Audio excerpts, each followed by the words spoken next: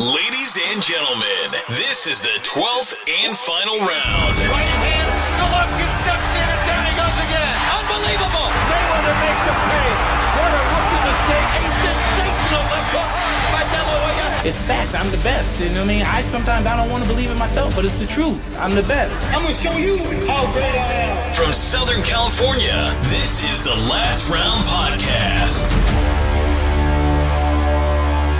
Welcome back to episode 183 of the Last Round Podcast. Thank you again for joining us, jumping straight right back into it. Fight reviews this past Saturday, the 25th of June from the Techport Arena in San Antonio, Texas on DAZN. Jesse Bam Rodriguez remains undefeated at 16-0 with an 8th round TKO victory over Rodriguez-Sor Rungvisai, who takes the 6th professional loss of his career. Rodriguez retains his WBC super flyweight world title. Rodriguez at 22 years old, back-to-back wins against Carlos Cuadras and now Sor Rungvisai, two of the top 115 pounders of the last, decade or so, I think I would say. What can you say about Jesse Bam Rodriguez that wasn't said already after that win? He stopped the guy. He stopped Sor Rungvisai. Like, who stops him? Right? I mean,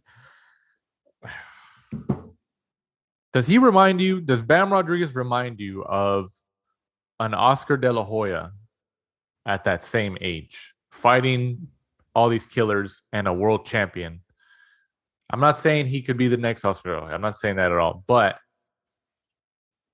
could we be seeing some type of iteration of that where he's starting young, he becomes world champion at a young age, he keeps it going, he started at 108, 112, now 115. Where does he end up at the end of his career in 10, 12 years, 14 years? What do you think? That is a good comparison, to be honest with you. I think maybe because of that division is not known to be, one that pays a lot of money, he gets less eyeballs than your usual, like welterweight, middleweight, heavyweight. I think that does drive them at times to make the bigger fights because they're going to get very small purses if they just fight like an everyday guy, I guess, in that division, which does probably push them to make the bigger fights. But yeah, as we said, and as we've kind of said, when he hit the scene, Bam had been talked about in Southern California for a while as being the real deal. And I think, people that maybe thought like he was a flash in the pan against Carlos Cuadras, he just stepped up. He had his Super Bowl, his FA Cup, that was just that one-off fight. He showed that it wasn't. And somebody at that age, so fearless just to get in the ring and fight two greats of that division is a good start. And let's just hope that he carries on doing that. Let's hope that he sets a trend, And we see these big fights constantly, big fight after big fight after big fight would be, good for him, good for the sport, good for that division, because now people are going to be watching that division because, the guys are quick. They throw a lot of punches and now they're starting to knock each other out on a regular basis. There's not much more you can really say apart from he's solidified himself in that division and he's probably going to stay at 115 now. I don't really see him going back down. Get him in there with like Julio Cesar Martinez or Chocolatito or Sonny Edwards. Yeah, I know Sonny Edwards and him were kind of going back and forth, and Eddie Hearn was like, hey, let's make it. And that would be a good fight. Sonny's a little bit negative, kind of counter punches a little bit, and Bam's in there. So it'd be a good clash of styles just to see how good he is and just do it. Another undisputed. 2022 seems to be the year of the undisputed. So, let's see it in all these divisions, the best we can. I think he is going back down to 112, at least at the moment, because Robert Garcia, his trainer, did say, and shout out to Robert Garcia too. Give that guy a lot of credit, going from being in he was in Saudi Arabia for the press conference for AJ Usyk, and then training in London with AJ, and then he flies to San Antonio for the fight with Bam Rodriguez, and then flies back to London. So that guy's all over the place, man. Just imagine the exhaustion that he was feeling, but the guy got the win. But Robert Garcia was saying in previous interviews that Bam Rodriguez would go back down to 112 regardless. Because you also got to think about it. Bam Rodriguez's half brother, another world champion, Joshua Franco, also fights at 115, right? And I don't think, I mean, you know how it is with brothers, they don't fight, going back to like the Klitschko brothers and all that stuff. So I don't think they want to fight each other, at least on the surface. I mean, if it gets to it, if they're the last two men standing, who knows? They might, but as of right now, obviously, that's probably not going to happen. So, and Joshua Franco has been on our show here on The Last Round in the past. A couple years ago, he was on during the pandemic, like during the beginning stages of the pandemic, 2020, saying that his brother, his half brother, Bam Rodriguez, was the next guy. He was like, he's the real deal. Just keep an eye out for him. Him and Robert Garcia have been saying that for the last couple of years. And they're right. So far, they're right. They're right on the money. They're right on the money. And I also think, and tell me if you agree with this or not, but I think Bam Rodriguez and including Robert Garcia want to go back to 112 and get fights there because they want to give Joshua Franco also some time to shine and get the bigger names himself at 115 pounds. Do you think that's probable? I mean, if I was him, whilst making that weight is easily attainable, why not do it just to pick up world titles in multiple divisions? So then when he retires, he's a 3, 4, 5 weight world champion. Those divisions, when you're that far down the scales, there's only like 2, 3, 4, 5 pounds between each division.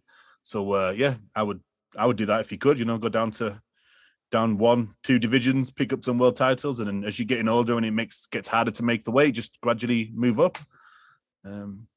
Why not? He's the goods, isn't he? So it should be easy, I would imagine. If he's knocking out people at 115, moving back down, it should probably serve the same, right? I mean, don't you think he's going to have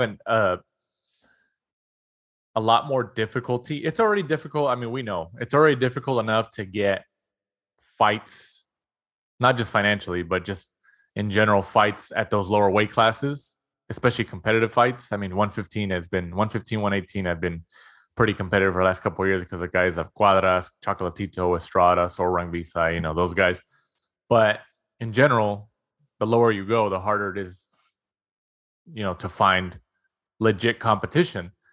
I mean, don't you think it's going to be a little difficult for somebody like Bam, who just stopped 2 of the last decade's best 115 pounders back-to-back fights? He just stopped them. Don't you think that if he goes back down to 112, all those guys at 112 are going to be like, is this a good idea? Because this kid probably shouldn't even be in our weight class, and he's coming back down. Do I want to fight him? Because it's almost like an automatic loss in a sense. I mean, I don't think he goes back to 112. I really don't. I know Robert Garcia and even Bam Rodriguez said in the ring, he was like, oh, whatever my trainer Robert wants. He says, if he says 112, we'll go back to 112. I just don't see it. I don't see it. I think he stays at 115, and I think Matchroom and Eddie Hearn, especially right after, I think this week or sometime earlier this week, Matchroom announced that they signed Bam Rodriguez to a long-term deal right after his fight. So don't you think that Matchroom and Eddie Hearn are gonna wanna return on their investment, especially now where they're re-signing him, I'm sure for a pretty significant raise. So like you said, it's already, the financial situation in those lower weight classes is already difficult, but where's the money at? It's at 115. It's at 115 with all those names. So I think Matchroom and Eddie Hearn are going to do all they can and speak to Robert Garcia and that team and convince Bam, especially with the momentum that he has now at such a young age and being a world champion and defeating these 2 guys back to back in Cuadras and Sor Rungvisai. I think they're going to try. Eddie Hearn's going to try everything to try to convince Bam to stay at 115. But I'm sure Bam's going to say, well, I want my brother Josh to, I want us to be maybe main event, co-main event. I want him to fight, I don't know, Chocolatito in the main event, and I'll fight Estrada in the co-main event. Like imagine that.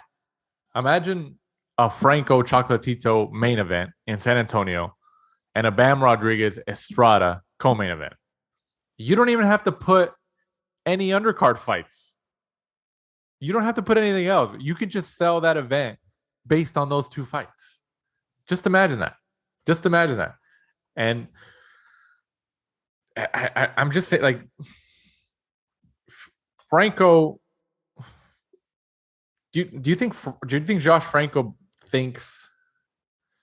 Because I think he has admitted on our show that he believes his brother is better. I think he's acknowledged that he's better than me. But do you really think he legitimately believes that? Or do you think it's more of like a family thing? Like, oh yeah, like that's my brother. Or do you think he really believes like, damn, if I fight him, he beats me? Brotherly love. I don't know. I don't know in terms of if they ever fight. I'm sure they probably don't. Maybe spar. Maybe that's why he knows he's better. Maybe he spars him, since they're obviously like brothers, similar weight, and it's just sparring. It's not an actual fight where they're going to knock each other out. But yeah, he's got choices. Put it this way, Bam has some good choices to make. And he has a very, very bright future ahead of him. Do you think Bam? Let's just say he stays at 115, hypothetically. Does he do Estrada and Chocolatito fight first? Or does Bam Rodriguez get Chocolatito or Estrada before they fight first? See, the thing is, we heard the rumors, and I think Eddie said on an IFL TV interview or Boxing Social interview that, the Franco Estrada purse bid was officially only 60 grand. And they were like, well, we're not gonna do that. I'd rather see Estrada fight Chocolatito for that time, because throw him in and he loses to Franco, then, the Chocolatito Estrada fight's still there, but it's probably not got the same type of, value to the fans. So, I think business-wise, you get Estrada back in with Chocolatito, do that because they're not getting any younger, and then maybe throw them in later down the line with somebody like Bam, and it's one of those, the usual, like, Passion of the Torch fights. Chocolatito faces Bam and hands the torch to him and, goes off into retirement with one nice big payday. I personally think that's the way that I would do it if I was Eddie Hearn. Get those guys in there. Everyone's been waiting for that fight. It was supposed to happen, wasn't it? And, it fell out. And then, obviously, Julio Cesar Martinez ended up stepping in for that fight. So it's already been made once. Why not make it again? Right. So who's the best 115 pounder in the world right now? I still think you have to give it to Chocolatito. I think you do, regardless. But number 2, I think it's Bam, and he's a close number 2. He might be a 1B. Yeah, I think I would go with that. I think Chocolatito's like recent performances, the way he just, handled Julio Cesar Martinez pretty easily. The loss to Juan Francisco Estrada was debatable. A lot of people said that Chocolatito may have actually, have won that.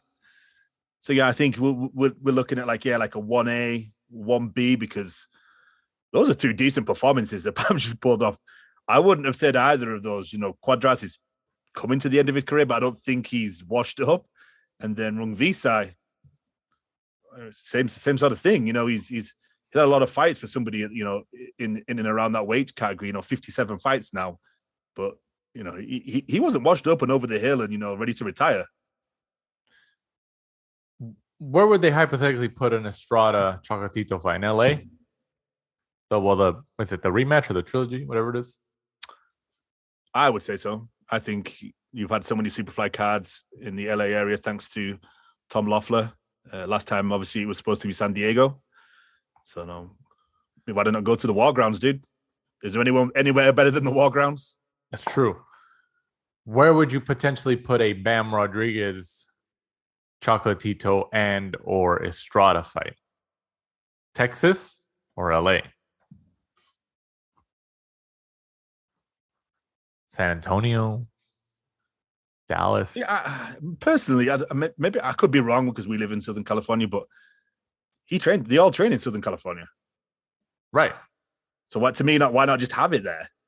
Like, I understand that San Antonio is his home city and he probably wants to fight there, but and Texas is becoming a hotbed of boxing. They are going there a lot. Sorry, combat sports in general, actually. UFC goes there a lot as well. You know, they go to Texas a lot. But it's not SoCal. It's not SoCal. Right. But Texas is no state tax either. Yeah. People tell me that the property taxes are high, so who knows? Maybe that's how they get you. That's how they get you in these other states. But either way, going back initially to Bam Rodriguez, kid's the real deal, man. And let me ask you this. Because when I was watching him get the win, obviously I was like, man, this kid's the real deal. He's the goods. Is he a powerful puncher where he has the power to stop you? Or is it more that he's so precise and accurate with his punches that when he hits you and he sets them up, he hits you so good that he doesn't need as much power as people think, but they're so tactfully placed that it stops you or it drops you. What do you think? I think it's going to be like a weird answer to this, but there's different types of power, right? You know, you've got that snap or you've got that thud. Like a thudding power would be like a George Foreman, whereas like a snapping power is more of your Deontay Wilder. I think he's like a combination because I don't think he's like hugely like heavy-handed, but he's just got perfect timing, perfect footwork. And I think the combination of all that, like you said, kind of like it's at the perfect place at the perfect time and you don't see it coming. And then his footwork and everything and his technique is so good that it's more like a snapping type of power. But yeah, he does just so many things so well. Like his footwork is unbelievable. It just gets him around the ring, round the people, like the way he just moves around the target. He's so good to watch. Really is so good to watch for somebody of 22. When you see him, he's like so quiet and timid looking. It's just, yeah, it's so good to watch. I've seen some recent photos of after his win, especially like, you know, because Bam Rodriguez, he's 22, you know, he's obviously in the smaller weight division. And, you know, when he's not fighting, he wears prescription glasses. And there's people have posted pictures of him with, you know, just t-shirt on and his prescription glasses on and like a hat on. He just, you know, looks like a regular guy, like a regular kid, young kid. And people are just like putting like in a little quote or something. I guess if you want to call it a meme or something, saying that he's like saying like, oh, if I showed this to a non-boxing fan and said this guy's one of the best fighters in the world, they'd be like, what? You know, like it's funny because it's true. It's like he just looks like a regular young kid, but you know that, and then, you know, we almost glossed over this because there was some discussion, at least on boxing Twitter, social media, after this fight. Is he pound for pound beating those guys back to back like that, or is he like just outside the top 10? Maybe 11, 12. What do you think? Man, that mythical pound for pound list, that's hard because he's just come from nowhere. But then at the same time, it's like those victories and the way that he wins. It's not. And he went up in weight too. He went up in weight for both of those fights. I'd have to write it down and have a look at it really. So like, just I'll pull up the good old box rec and see like what they've got for pound, and I'll have a look at theirs and just go by that. So top 10: Canelo, Crawford, Bivol, Fury, Usyk, Spence, Inoue, Triple G, Shakur Stevens, Deontay Wilder. Yeah, I'd have him take out Deontay Wilder. Just going by that top 10. You also got to remember though, like box rec is like an algorithmic based. Yeah. It's just because obviously we haven't had time to write ours down. This is kind of a question. No, right. Yeah. But if I was using that, I would take out Deontay Wilder and I would put in Bam if using that box rec one. Oh, yeah. Deontay Wilder yeah, for sure. He's not in the top 10 right now, but like when I saw some online discussion about it, it kind of intrigued me because I was like, oh, you know what? Like with back-to-back wins like that against those guys, and you just moved up to that weight class, and you took your last fight against Cuadras on like a week's notice, and then you stopped him, and then you stopped Sor Rungvisai in your next fight. I mean, I wouldn't say he cracks the top 10 yet, but his next fight, especially if he fights one of these other kings, I guess, that you want to call in those lower weight classes, I think he deserves a crack at the top 10. But he's making it. The fact that people started discussing it and even brought up the question and people had a discussion whether it was good or bad or whatever, is good news for him. If he cares about that stuff, because like you said, pound for pound is subjective, mythical, at the end of the day, it's more of the pound for pound is more of like a marketing thing. I think it helps the fighters' drawing power and profile that's what it helps them mostly. But the fact that people are already discussing Bam Rodriguez after back-to-back wins like that, regardless, is good news for him because he's like, man, like I'm 22, a world champ. And here's another question I wanted to ask you. There was also online discussion on Twitter and stuff like that. I saw that. Okay, when talking about Inoue, the monster, and there was a couple different ones. People, oh no, he's not ready for Inoue. Give him about maybe a year or two, and then put him against Inoue, and that should be a lot better fight. When you're a world champion in boxing, you have a legitimate title, and you won it legitimately. And I'm not talking about like a regular champ, interim champ. You got gifted a franchise belt. I'm talking about legitimate title. Like Bam Rodriguez, he won it from Cuadras. He defends against Sor Rungvisai. He's a legit champion at that weight class, like legitimate. Spence, legitimate champion, stuff like that. And people say, oh, well, he's not ready for this guy. This guy's too dangerous. Give him about a year or two. If you have a world title that you won legitimately, especially, is there really room for those type of excuses? Like, you're called a world champion for a reason. That means that, okay, you should be ready for any fighter, regardless. I get it in terms of competitiveness, but am I wrong here? What do you think? That is a good question because we've seen it. We see and we hear that quite a lot. A good example, I guess, to somebody that won a world title earlier than expected would have been, Anthony Joshua. When Charles Martin, by default, I guess, picked up the IBF, heavyweight title, they pretty much just bought it from him. They were kind of like, oh crap, like we didn't expect somebody like him to have it. Like he's a weak link. Like let's throw $3 million at him, and then Joshua should beat him, and then he's got a world title. But I think everybody admitted, and Eddie Hearn said that he was still learning on the job, but he was learning on the job as the IBF World Heavyweight Champion, and he didn't really shirk away from anybody. He could, I think, he's probably one of those world title holders that had one real fight, somebody a bit easier, then another big fight, and then somebody a little bit easier, like a lot of fighters do. So it's a hard question. I understand where people come from. Probably like Munguia when he beat Saddam Ali, right. And he was still learning on the job, even though he had probably 30 fights or something like that, because he's done about 40 now. So yeah, I think we all understand where it's coming from, but push come to shove, yeah, they should be really. You should be fighting all comers because essentially you are, a world champion in whatever weight division it is. And at times, I think that's why we are annoyed when they don't. Like if you're, ranked, if you're the world champion in WBC, you're not ranked by the IBF. You're not ranked by anybody else.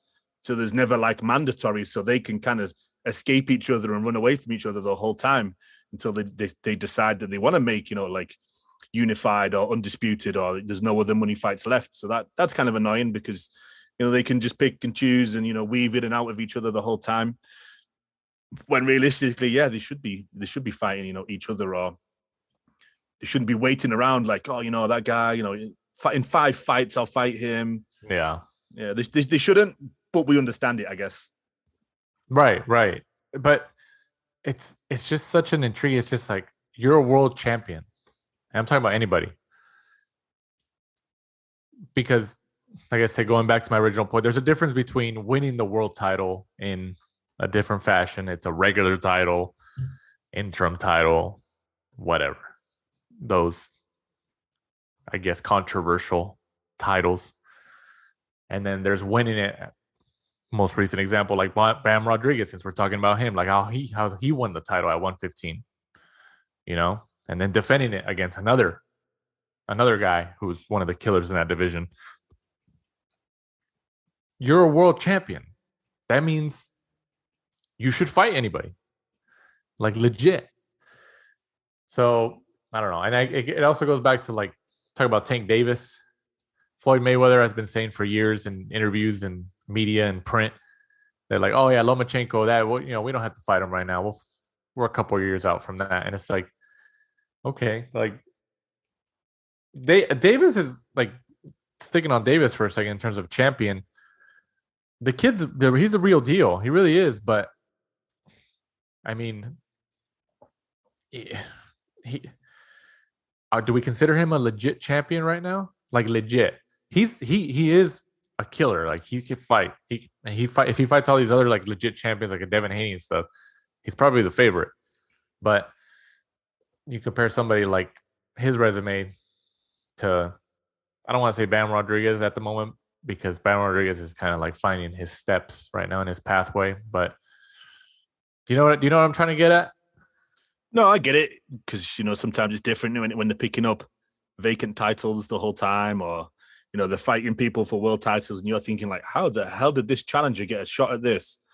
It does kind of like throw you off. But I think that's why, like the Eastern European guys that come through, they take anybody, because they fought so many people in so many different styles in the amateurs that they don't need time to learn another style or how to beat somebody, because they faced everybody: tall people, small people, heavy-handed people, people who throw lots of punches, southpaws, orthodox, everything, because they've had like 300-400 fights. That's why I think that, as an amateur, you really just, if you're turning pro, then it doesn't really matter what your amateur record is. If you finish 70 wins and 1 loss, or if you've had 50 wins and 30 losses, as long as you've had like a substantial amount of fights and you fought every different style, because it's just a training ground for the pros. Right. No, right. Yeah, you're right. I mean, and just because you're a good amateur doesn't mean you're going to be a good pro. Just because you win an Olympic medal doesn't mean you're going to be a good pro. You may get a better signing on fee and stuff like that, but it doesn't necessarily mean you're going to be a good pro. But you still use it to get in there and get rid of all the cobwebs, all the nerves, fight all the styles that you can. Who cares what your record is? It's corrupt anyway. So just get in there and fight and learn as much as you can. It's just a breeding ground really for the pro ranks. Right. Yeah. And at the end of the day, boxing is a business. Every promoter has pretty much acknowledged that, or at least said it out loud, that, it's these TV contracts. That's what's thought of first, is the broadcast partner. Okay, is Showtime happy with this? Is ESPN happy with this? Is Fox happy with this? Is DAZN happy with this? They all have different measuring sticks. I would say probably ESPN has probably the most pull in terms of input on Top Rank's fights, because ESPN is on cable. It's a lot more accessible. Big Disney, Mickey Mouse owns them and stuff like that. And then you have Showtime maybe has a little bit more input on the fights, and then probably DAZN. I'm saying, in terms of who's more involved, who has the most say in fights. But like I said, it's a business. I think they look at like, okay, is ESPN is Top Rank looks at, they do some matchmaking, they have a meeting. Okay, is ESPN can we sell this fight to ESPN? Are they gonna be happy? Like, okay, is this gonna produce some type of rating? Is gonna pop a rating? Whatever. Okay, well, that's how you have all these regular titles and interim titles. I mean, because we've heard it from the mouths of promoters and interviews and conversations with us fighters, like, oh yeah, that's why they attach these titles to these fights on national television. Because if a casual fan is flipping through the channels and finds it, like, oh god, it's a world title fight or it's a championship fight, it's a marketing tactic. So like, oh no, we need something attached. Oh, it's an interim championship match. Oh, it's it's how many times has Tank Davis fought for, and it was a regular WBA title, so this is why PBC doesn't like us, because they feel we talk shit, but we do. We talk about everything. I like Tank Davis. I think we both like Tank Davis. He's a killer, man. He's a killer. Like I said, he probably defeats all of them at 135. But it's a business. And how many times have we had this conversation in all the episodes that we've done so far? I feel like it's just a revolving door, right? That was a crazy rabbit hole. We started off talking about JC Bam Bam Rodriguez and ended talking about Showtime and Gervonta Davis. I know. It's just a complete 180, huh? Also on the card in the co-main event, MJ Akhmadaliev remains undefeated as well at 11-0 as he gets the 12th round TKO stoppage over Santa Ana, California's Rodriguez-Sor. MJ retains his WBA and IBF super bantamweight titles. Hey, man. I thought this was going the distance. MJ was winning the fight, and it looks like I think his left hand was injured, so he couldn't really use it after like sometime in the middle rounds or something, but he was still finding openings and winning the rounds. And in the 12th round, whatever his corner told him, he comes out and he stops Rodriguez-Sor in the 12th round. He was winning the fight. And he comes out and he's like, all right, here's my next gear. I'm exhausted, but I'm going to go for it. And he stopped him, man. And it sucks too, because Rodriguez-Sor is a big friend of the show, him and his brother Lex. It was unfortunate to see, but we talked about it last week. And I think we even told Lex, I was like, this is a tough fight, man. It's a very, very good fight, but it's a tough fight. And especially with MJ fighting with an injured hand like that. So he pretty much fought with one hand the rest of the fight, the latter half of the fight. What else could you say about that? I mean, what'd you think about his performance? MJ looked good. I think we kind of feared that just his movement was going to be like too much for Ronnie to kind of like pin down. And, it turned out to be the case. And it would have been good for Ronnie to go to 12 rounds and just go out like that. But, he's a warrior, and, you could see that he wasn't going to give up, and he did, the old saying, he went out on his shield in a world title fight, and people dream about getting to that point in their career. And Ronnie's been there twice, come up short, twice against, Ray Vargas and then, MJ, but he's been in there against two of the best in that weight category. He wasn't lucky enough to be in there against, like a nobody. There are people who get to world title fights and, pick up world titles and they don't really fight a great opponent. But Ray Vargas was the world champion, WBC champion for how long? And Ronnie went up against him. And right. MJ is going to have an unbelievable career. And Ronnie, when he retires, is going to be able to look back and tell his kids, I fought that guy. Right. MJ may not be transcend because, he's from Uzbekistan or wherever it is. But in terms of talent, he's got it in bucket loads. Yeah. And, him against Fulton is going to be an unbelievable fight to see. I hope that fight is made, but the Zone, Showtime, PBC, is it really going to happen? Unless the Zone lets MJ go to Showtime, I don't think it happens. But the good thing is that Stephen Fulton tweeted out on social media after the fight that he was like, "Let's make it happen." I think Eddie Hearn was it Eddie Hearn who responded to him or said something like, "Let's do it," and Fulton was like, "Let's do it. Like, let's make it happen." He put it out there in publicly. So when the fighter, especially, puts it out there in public, it's a lot more pressure. It's a lot more pressure for your respective promoters and broadcast partners to figure it out. So that is a good sign in the right direction, but that doesn't guarantee that it's going to happen. Another division where everyone's fighting everyone. MJ, Rodriguez-Sor, Danny Roman, right? Brandon Figueroa, Stephen Fulton. They've all had a combination of fights between each other. Not all of them against each of each, but there's always been good fights between that group. And that's all we want to see. We want to see that in every division. And luckily, Fulton seems to not turn down a fight. And I'm thinking that he'll probably go in there and tell, Showtime, Al Heyman, Espinoza, like, hey, I want it. Let me go over there. Or you pay the money and you get him over here. Right.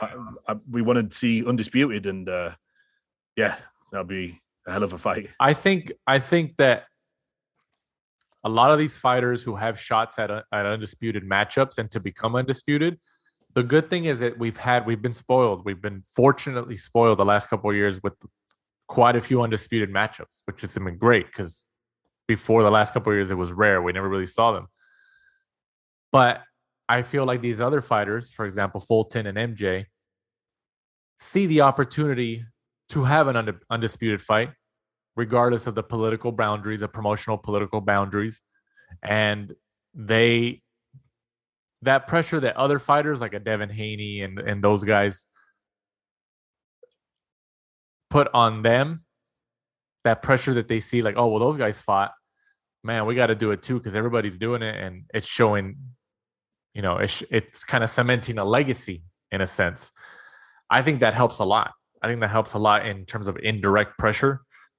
But I think if MJ wants to do it, I think he's going to have to go to Showtime. And I think Showtime, PBC are going to be like, no, like Stephen Fulton's, a bigger draw. He's shown that he's popped a bigger rating and or this and that. So I think that's that because they're not going to do a joint broadcast for a fight like that. Like it's not financially viable, even for Spence Crawford, like, for as many people as wanted that fight, that's why it never happened.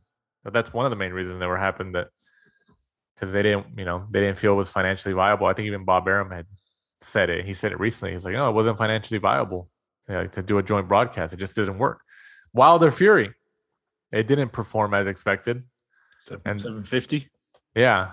So, and Fox and ESPN, were reportedly disappointed in the outcome and the numbers and the ratings and all that stuff, the buys.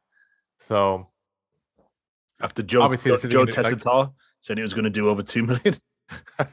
He's just doing his job. Just, Mark Kriegel does the same thing. Like in terms of promoting, like he's kind of, I get it. Like, hey, you got to blow the horn for your own team. It makes your bosses happy and like, oh, solidifies my job. So I get it, man. I get it. As long as you stick to it, stick on the same path, I'll respect it. But hopefully we get it, man. Hopefully we get it. And Ronnie Rios, it's unfortunate for him, but he's still got a lot left in his career. I hope he gets to a world title, man. I hope he gets to a world title. I think if Jojo Diaz is able to, try a couple times before getting the world title, but ended up getting the world title, I think that Ronnie Rios could get there. It could take a little longer, but I think Ronnie Rios could get there. Who gets there first? Let me ask you that. Ronnie Rios to a world title, hypothetically, or his brother Lex to a world title? That's hard because because of Lex's division. Well, yeah, exactly. That's why it's an intriguing scenario. It's a hard one, huh? Yeah, that's just super hard because of like Crawford and Spence, and then you've got like somebody like Conor Benn who's got a lot of push behind him because of Matchroom. Lex.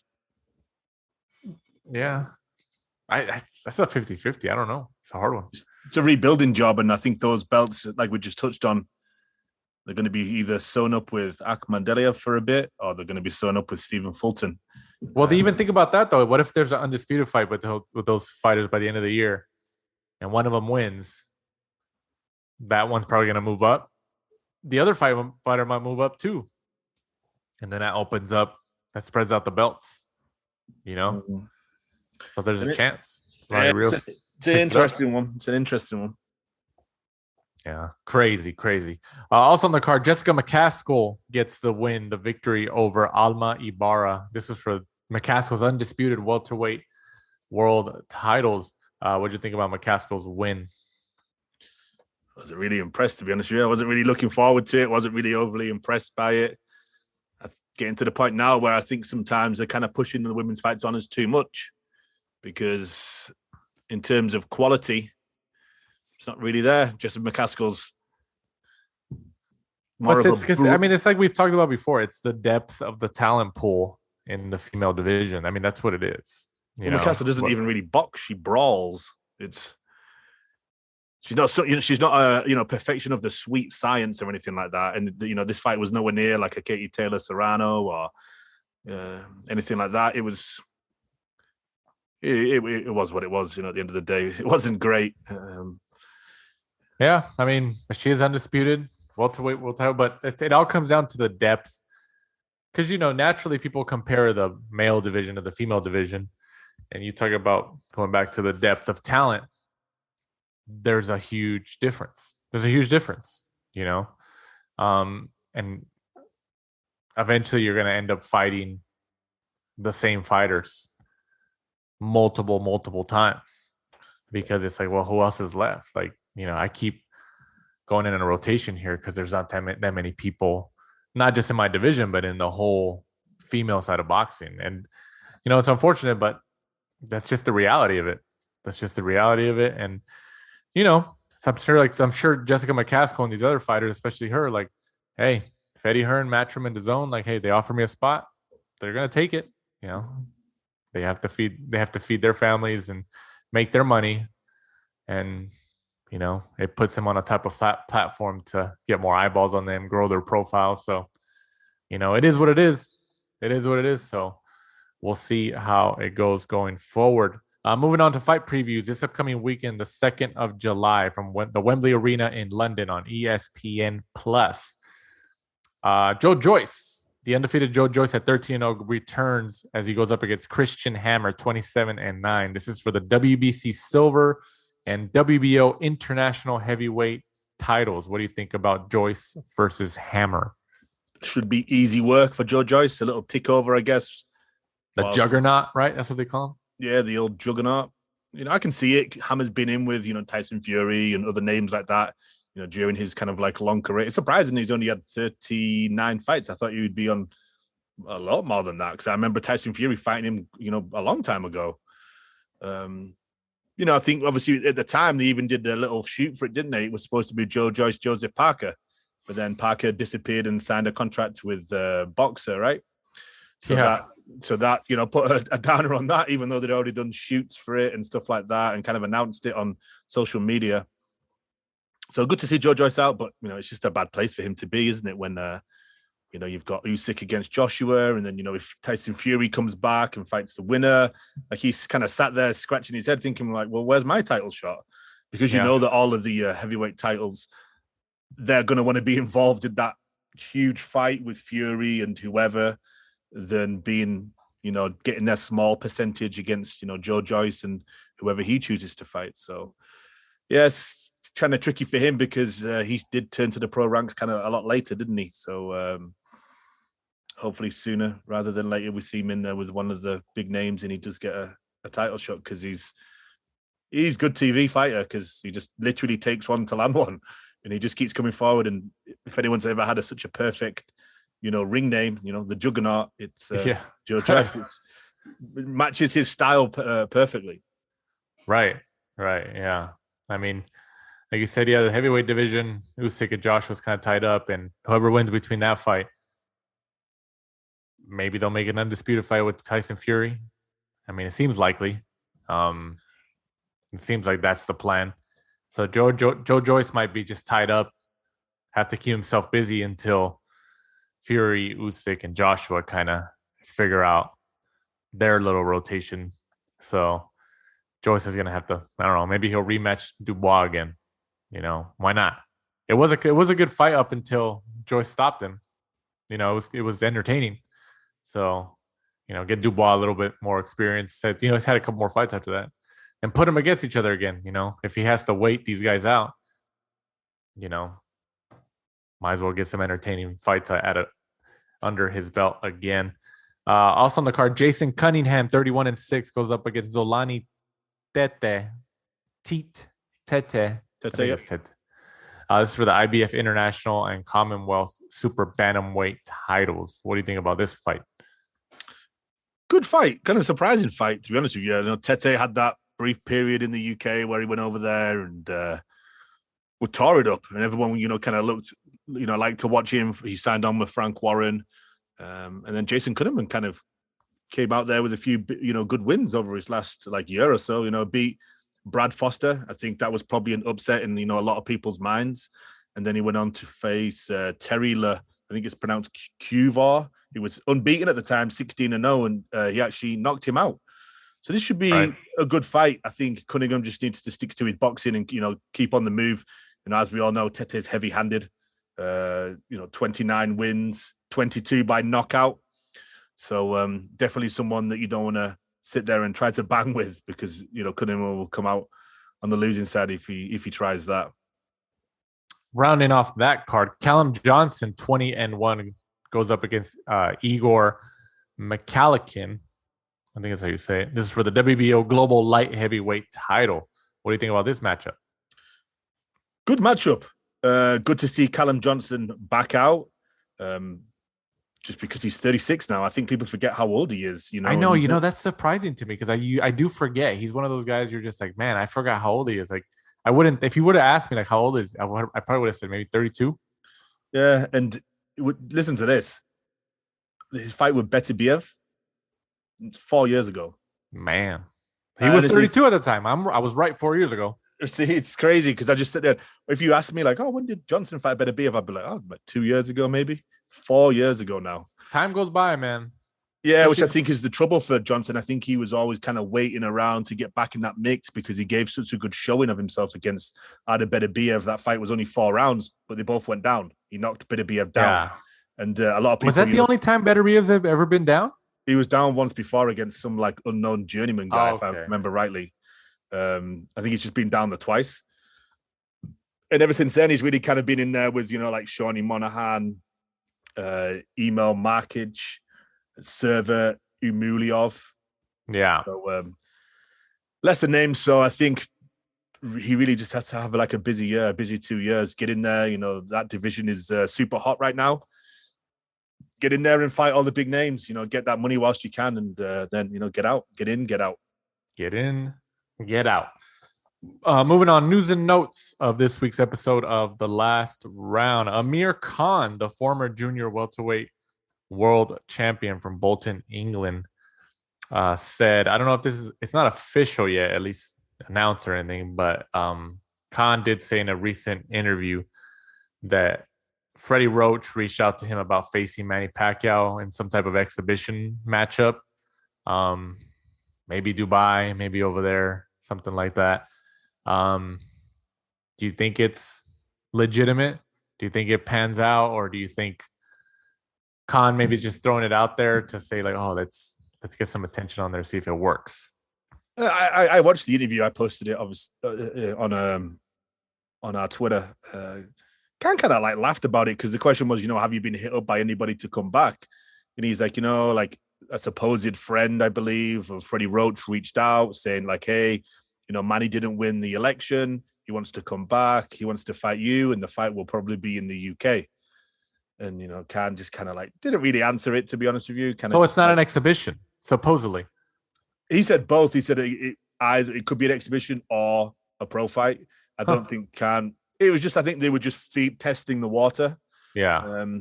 But kind of linking on what we're going to talk about next, I assume. somebody that's been spoken about a long time. Mikey Garcia was supposed to fight him, Manny Pacquiao over in Dubai.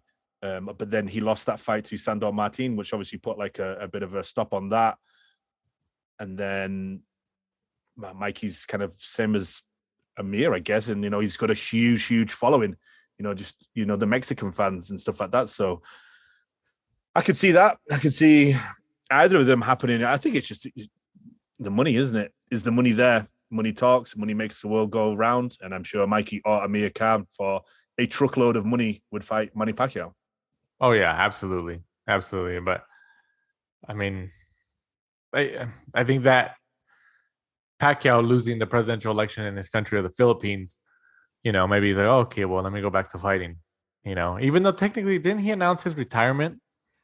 Technically, I think he did retire, but a lot of people said because when the election started, I don't think he was ever near the front. And a lot of people said, like, watch him come back as soon as the yeah. I mean, it makes sense. And yeah, I could see it. I could see Pacquiao coming back just because he's like, well, I lost the election. If I'm going to give it another shot, I have to wait X amount of years. So might as well go back, try to get another payday. And the other one was obviously Conor McGregor. Yeah.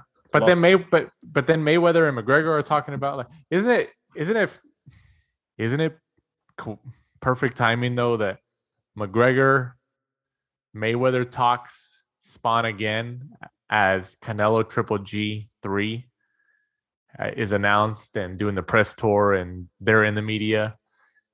Isn't that kind of interesting? Like Mayweather just finds a way to bam slide back in. Yeah, he's perfect. He's always been good at that.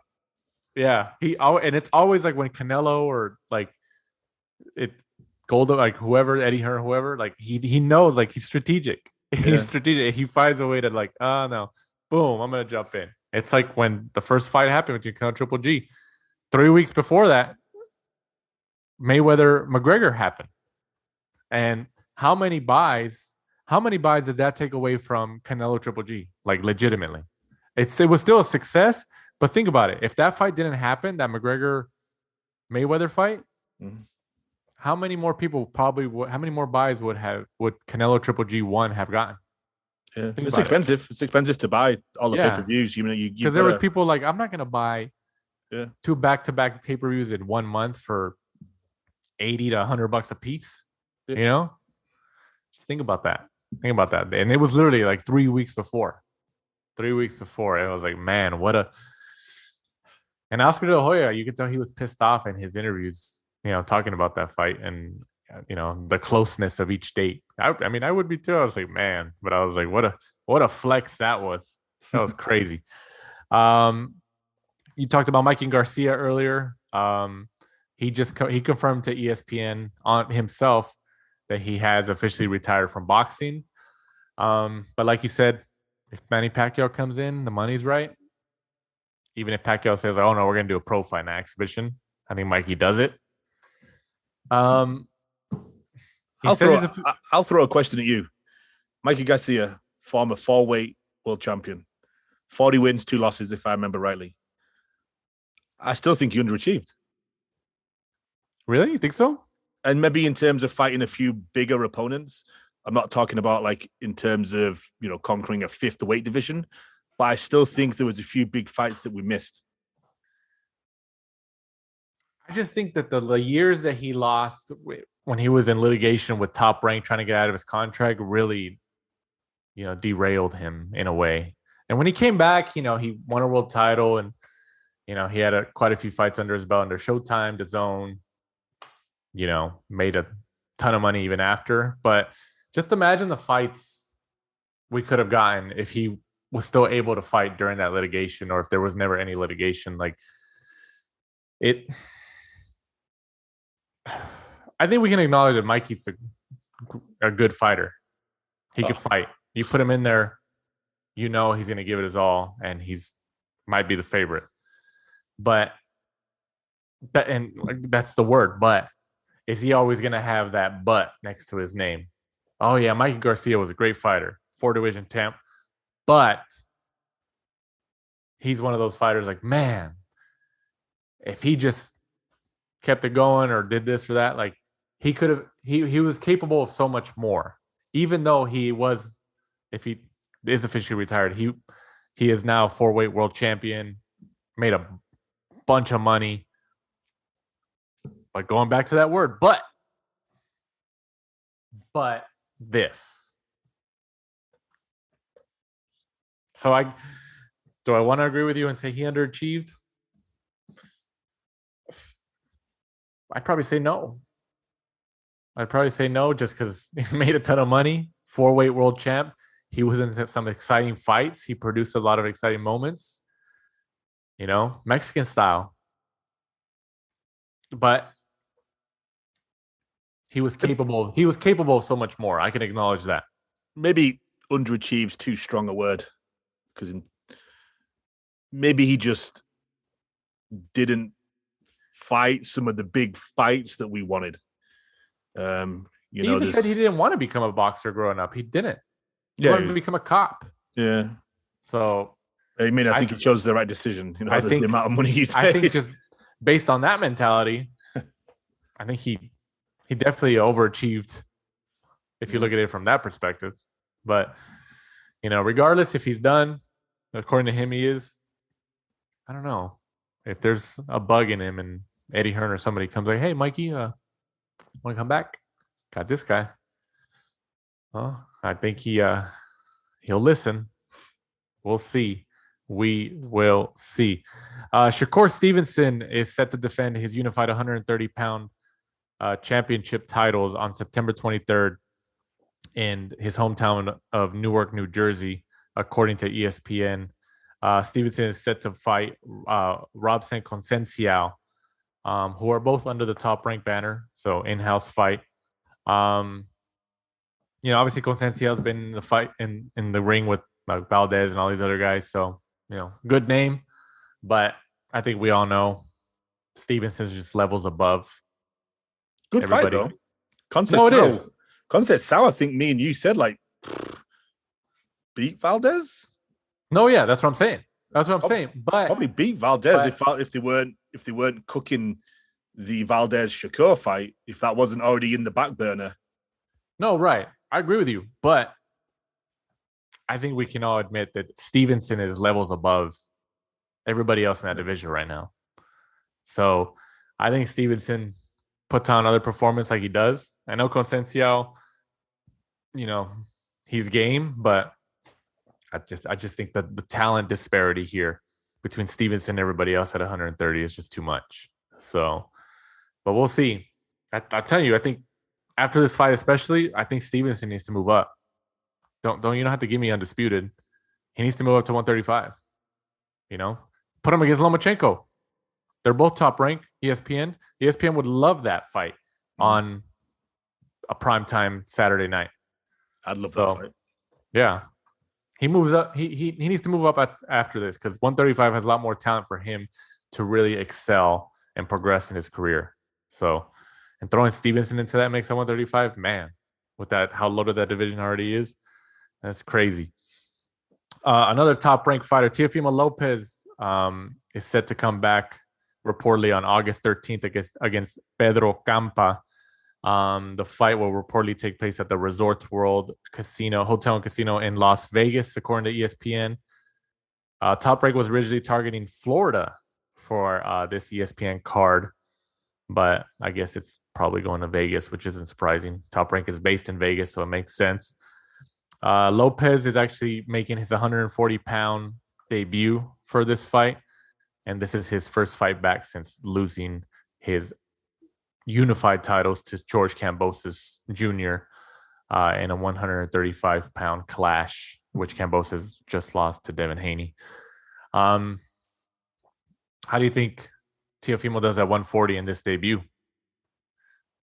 It's a fight picked to make him look good, so it'd have to be something extremely wrong in training camp or with him or mentally or whatever for him to really lose it. Pedro Campa is he 30 34 wins, 1 loss, 1 draw, and he's fought absolutely nobody of note. Yeah, but You have to give Teofimo Lopez that confidence booster at a new weight division, get him a win, get him going again, get the bolts and nuts moving. And then maybe they're trying to go for a Josh Taylor fight. I'd still be interested in that. I'd be definitely interested in that. Yeah, definitely. There's a lot of good fights, and also, Top Rank have a lot of good names at 140, so they can slowly but surely, get Teofimo Lopez, right, get him in a good camp, make sure everything's settled in his life, and then he can get back to doing what he does best in the ring. Before all that sort of stuff happened, everyone had fell in love with him. He kind of came out of nowhere, was doing everything right. Social media was right. He was working the cameras, getting the finishes in the big fights and stuff like that. And then as fast as he kind of rose to the top, it surely just kind of crumbled back down, I think. And I'm sure he can do it again at 140. He just needs to make sure everything's right in his camp and his home life. Yeah, he needs to train how he would train for the Lomachenko fight. Yeah, and then if he had a nutritionist, he had the whole setup. He needs to train like that for all these fights. He needs to have that work ethic. And supposedly when he lost the fight to Kambosos Jr., he didn't have a nutritionist. He didn't have a lot of the same stuff in place that he had for the Lomachenko fight. So yeah, I believe the nutritionist company fell out with him and his dad, I believe, right? Yeah, supposedly, but still, I don't know. I mean, we'll see. And that came straight out of some Top Rank employees on the broadcast too, saying that he didn't have a nutritionist, he didn't have this, he didn't that. That was straight from their mouth. So I think it was actually Poncher. I think she said it because I remember her saying it. But yeah, I'm excited. He belongs at 140. Maybe a Josh Taylor fight in the future if Josh Taylor doesn't move up. But then you have Jose Ramirez there, Chon Cepeda. I think that's the division for Teofimo Lopez at the moment. Let him get his feet wet with this fight, and then let's put him in there with one of the bigger names. Jose Ramirez, Teofimo. I like that fight. I like that fight a lot. Arnold Barboza, Pedraza. Yeah, Barboza, Teofimo. Hey, man. Now we're naming off all the fighters. I'm happy for that. I'm happy for that. Jack Catterall. Yeah, exactly. ESPN also reported that Terrence Crawford earlier this week was granted a motion to remand his case versus Top Rank to Nevada, the state of Nevada. Top Rank had filed a notice in court of removal of state court to federal. So essentially Top Rank wanted to change the jurisdiction from state court to federal court, but it was denied, and it stays in state court in Nevada. So I'm sure there was a legal precedent for that, or maybe the federal court's a little bit nicer to businesses against individuals, or lawyers speak, something like that. But people need to remember that's still going. Crawford is currently in litigation against his former promoter, Bob Arum, and Top Rank, claiming racial bias. So we'll see. We still haven't heard anything about Spence Crawford. I would think if it's going to happen by the end of the year, we're going to hear something maybe by August, I would say. Yeah, you could, maybe later. Just I don't think they need a 12-week Anthony Joshua, Canelo press conference tour type of deal. But I mean, I wonder what's taking so long. But they probably they don't want to compete with the dates too, with Canelo and stuff like that in September. Yeah, but I always feel that when things go quiet, and it has been quiet the last few weeks, we haven't been hearing too much about it. I think okay, maybe they're behind the scenes working on it, and they're not, bickering with each other like children on Twitter. So yeah. Not the fighters in terms of like Espinoza and all those guys. Right. So yeah, when they're quiet, I always think, okay, hopefully the irons are in the fire, working behind the scenes. Yeah. Yeah.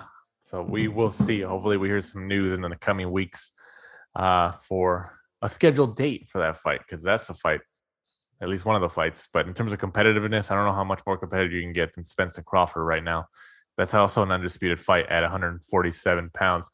But once again, we appreciate you guys listening to this week's episode of the Last Round podcast. And before we sign off, once again for this week, Mike, go ahead and let them know where they can find us and follow us.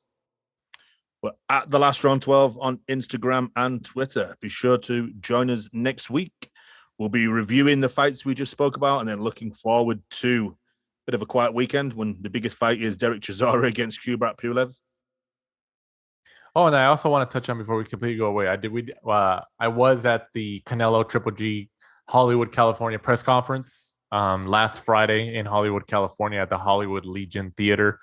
Our contributing photographer, Luis Mejia, was also there with me getting his excellent photos. He got some excellent shots. We posted them on Instagram, Twitter, and stuff like that. So he got some great shots of the face-off, shots of them on the red carpet.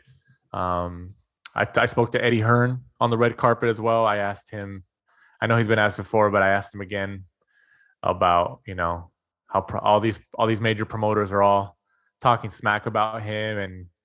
And you tell me this, Mike, I know you saw the video, but he said that a lot of Brits, people from Britain, they're very like cheeky. They're kind of like smart asses. And he was like, yeah, I guess the Americans over here don't really get that yet. Is he right? No, I don't think so. Maybe in some areas, because I have heard people say that, but most of the people that I see at work and stuff like that, they normally kind of get our humor. Yeah. I think it's maybe just on the certain criteria of people or maybe areas. I don't know. Maybe he's a troll, isn't he? Eddie Hearn's a troll to an extent, huh? I don't know if it's just if it's like an American thing. It's just maybe that they don't expect that in business. He says stuff like in humor, but they don't find it funny and they take it to heart. So we're still waiting for that fight. We're still waiting for him against Leonard Ellerby. They've been marinating that for quite a few months now, but we will see how that. But yeah, the Canelo Triple G press conference for the trilogy matchup. I was right there, up close and personal, when they were faced off for the first time in Hollywood. Hey man, if at least looking at Canelo, Triple G looks the same in every face-off, but Canelo, he looks like he has hate in his eyes, man. He really does, and he also did say he's like Triple G has talked all this shit to me in the press over the last couple of years, saying he hates me, he's gonna kick my ass, and I'm nothing. He's like, but we're here now, and he doesn't say anything. He's not saying it. He got him pretty good with that, and he said that multiple times in different interviews right there in Hollywood, and he also said it to him, I think, on one of the Zone little side shows, I think with Todd Grisham of DAZN. So yeah, man, I think Canelo has a lot of hate in his eyes, but that fight happens in September, I think September 17th or something. But yeah, and it was really hot, man. I got some sunburn on my neck. It was really hot because they had it outside for the red carpet and then they had inside for the press conference. But other than that, it's always cool to see two of those the most biggest fighters and best fighters in the world, especially in a trilogy fight. So hopefully that, I feel like just being there in person, seeing those two again face off, I feel like this third fight might be the best of the three. I don't know. I'm hoping, but I feel like it might be. But for once again, from my co-host Michael Shepard, I'm Danny Z. This is The Last Round. Thanks for supporting and listening to the show. Follow us at The Last Round 12 on social media. Rate, review, and subscribe. This is The Last Round Podcast.